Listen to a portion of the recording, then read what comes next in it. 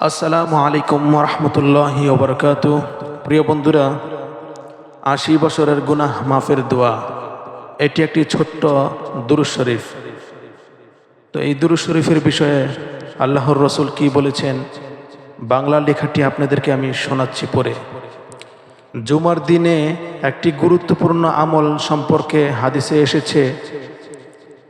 হযরত আবু হুরায়রা রাদিয়াল্লাহু তাআলা আনহু হতে বর্ণিত, রসুল করিম সাল্লাল্লাহু আলাইহি ওয়াসাল্লাম ইরশাদ করেন, যে ব্যক্তি জুমার দিনে আসরের নামাজের পর না উঠে ওই স্থানে বসা অবস্থায় ৮০ বার নিম্নে উল্লেখিত দুরূদ শরীফ পাঠ করিবে, তার ৮০ বছরের গুনাহ মাফ হয়ে যাবে এবং ৮০ বছরের নফল ইবাদতের সওয়াব তার আমলনামায় লেখা হবে।